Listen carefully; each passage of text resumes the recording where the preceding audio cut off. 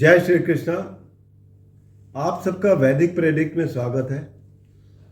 आज की चर्चा का विषय है नक्षत्रों की सीरीज और उसमें आज हम बात कर रहे हैं हस्ता नक्षत्र की। हस्ता नक्षत्र जो कि वर्गो साइन में पड़ता है, यानी कि कन्या साइन में पड़ता है। ये 5 ब्राइट स्टार्स का एक कंस्टलेशन है और ठीक उसी तरीके से दिखता है जैसे हाथ की 5 उंगलियां। हस्ता नाम भी ऐसा ही है कि हाथ, जिससे इसका सिंबल भी रिप्रेजेंट यही करता है, हाथ। और दूसरा एक और भी मीनिंग है लाफिंग, हंसना। तो ये दोनों मीनिंग इस पर लागू होते हैं। अब देखा जाए तो हस्ता का बहुत बड़ा रिलेशन है आपकी पामिस्ट्री से भी, क्योंकि हाथ पे ही सारी रेखाएं छपी होती हैं आपके जीवन की। उससे आपकी पूरी स्टडी की जा सकती है कि क्या है आपके जीवन में, और काफ़ी कमाल की चीज़ है ये। इसी तरीके से खुली जो वो है हथेली है, तो ये पॉजिटिविटी दिखाती है, और अगर ये बंद कर लो तो ये नेगेटिविटी भी दिखाती है। तो इसी तरीके से इसके 2 एस्पेक्ट हैं। एक ये कि आप बहुत ही पॉजिटिव हो सकते हैं, और दूसरा इसमें नेगेटिव एस्पेक्ट भी है जो कि आपको मिस्चीवियस बनाता है, थीफ बनाता है, कई ऐसे काम करने के लिए मजबूर करता है जो अंडर द टेबल हो। तो ये दोनों कैरेक्टरिस्टिक्स पाए जाते हैं। अब हाथ से रिलेटेड है तो जितने भी हाथ के काम हैं वो सारे इसी से रिलेट होंगे। और इसके जो डेटी हैं वो हैं सवित्र, यानी कि सूर्य भगवान से जुड़े हुए हैं। तो इसके वैसे तो देखा जाए हस्ता नक्षत्र के स्वामी चंद्र हैं, तो इनका कनेक्शन किससे हो गया? चंद्र से हो गया, सूर्य से हो गया, और कन्या राशि में है तो मरकरी से भी हो गया। तो ये 3 कनेक्शन बैठते हैं, जिसका आप तीनों के गुण इनके अंदर आते हैं। चंद्र जो कि हमारे इमोशनल पार्ट को रिप्रेजेंट करता है, फैमिली पार्ट को रिप्रेजेंट करता है। इसी तरीके से सूर्य जो है वो हमारे सात्विक गुणों को रिप्रेजेंट करता है, सोल को रिप्रेजेंट करता है, एनर्जी लेवल को रिप्रेजेंट करता है।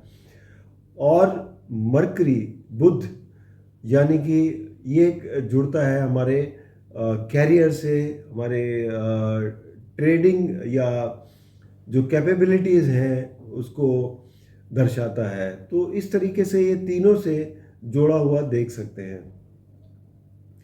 अब इनके जो देखे जाए और अगर गुण देखें तो ये पूरा का पूरा कन्या राशि में पाया जाता है। मतलब चारों के चारों पद इसके कन्या राशि में ही होते हैं। फर्स्ट पद जो है वो जाता है मेष राशि में, जो मंगल से रिलेट करता है। तो ये लोग बहुत ही एनर्जेटिक होते हैं, कामकाज करने में बहुत ही ज़्यादा फ्रंट में आते हैं, और काफ़ी इनके साथ, क्योंकि मरकरी के भी वो रिजल्ट आते हैं, तो इंटेलिजेंस के साथ साथ अगर एनर्जी लेवल भी हाई हो तो ये काफ़ी अच्छा काम कर पाते हैं। ऐसे ही दूसरा पद जो है वो जाता है टॉरस साइन में, यानी कि वृषभ राशि में। अब यहाँ पर फोकस ज़्यादातर होता है रिसोर्सेज पर, मटेरियलिस्टिक चीज़ों पर, और अपने जो प्रैक्टिकलिटी बेसिकली होती है कि आपको डे टू डे के लिए अपने लिए किस तरीके से अपनी धन जुटाना है, किस तरीके से उसको मटेरियल चीज़ों को जोड़ना है, उस सब चीज़ों से जोड़ता है।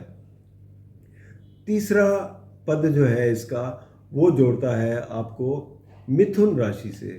मिथुन राशि बेसिकली देखा जाए तो आपके ज्ञान की वो है, कारक है, स्पीच के कारक है, कम्युनिकेशन वगैरह से जोड़ता है। आपकी राइटिंग, पब्लिशिंग कैपेबिलिटीज़ हैं, वो सब इससे देखी जाती हैं। और इसके अलावा जो चौथा पद है वो जाता है कर्क राशि में। अब कर्क राशि बेसिकली एक इमोशनल राशि है, फैमिली से जुड़ी हुई है, और दूसरा ज़्यादा फोकस जो है वो फैमिली पर ही रहता है और फैमिली के सदस्यों पर रहता है। तो यहाँ पर इन सब चीज़ों से ज़्यादा जुड़ाव रहता है। तो ये 4 पद हैं जो इनकी अलग अलग क्वालिटीज़ हमें देखने को मिलती है। और देखा जाए तो वैसे ये गण में देवगण कहलाए जाते हैं। और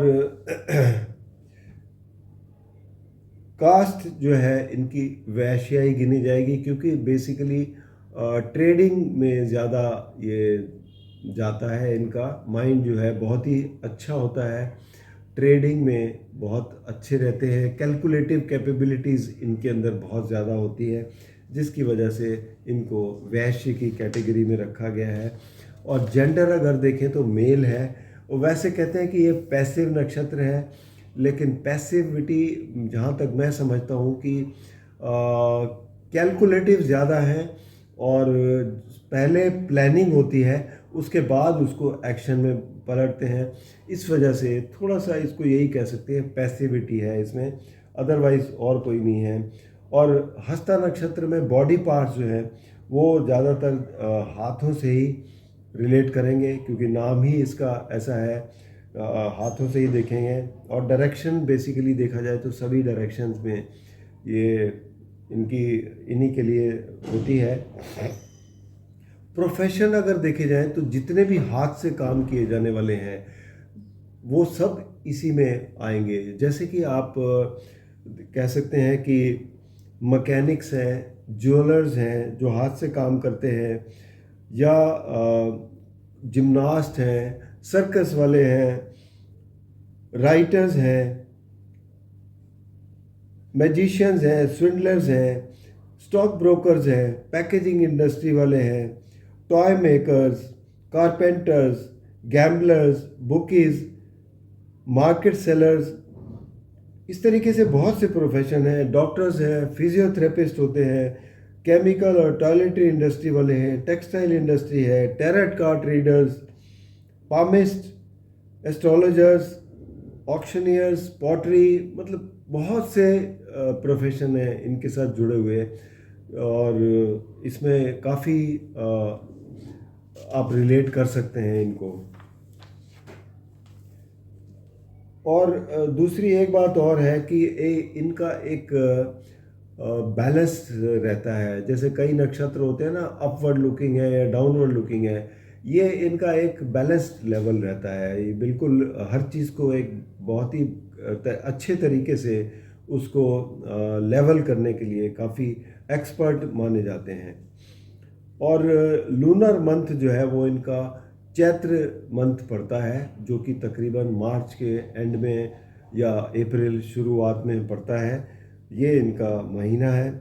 ऑस्पिशियस एक्टिविटीज़ अगर इनकी कहें इस नक्षत्र की, तो वो यही होती है कि जो सूर्य से रिलेटेड हो, जैसे आर्ट्स एंड क्राफ्ट्स हो गई, और all types of hobbies of gardening और pottery, jewellery making, planting seeds, domestic work, science and astrology, learning languages, ये इस तरीके की सारी हॉबीज़ आ जाती हैं। और ये नक्षत्र है good for marriage, buying and selling के लिए अच्छा है। और textiles good for getting, bargaining वगैरह करने के लिए अच्छा है। Dealing with children, holistic treatment of disease, travel, इन सब चीज़ों के लिए बहुत अच्छा गिना जाता है। इनऑस्पिशियस एक्टिविटीज़ जो है वो यही हैं कि रिलैक्सेशन नहीं है इनके लिए।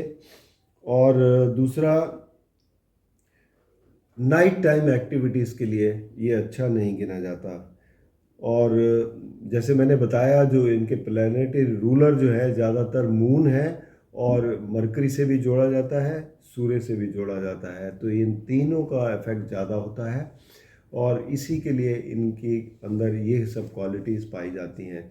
उम्मीद रखता हूँ कि ये नक्षत्र की क्वालिटीज़ से आपको काफ़ी अच्छा नॉलेज मिला होगा, जो आप अप्लाई कर पाएंगे और बाकी अगर कोई आपके मन में प्रश्न हो तो ज़रूर नीचे लिख दीजिए, या आपको कोई कुंडली का विश्लेषण करवाना हो तो नीचे दिए गए नंबर पर संपर्क करें, या vaidicpredict@gmail.com पर अपने जन्म की विवरण देकर कुंडली का विश्लेषण करवा सकते हैं। धन्यवाद।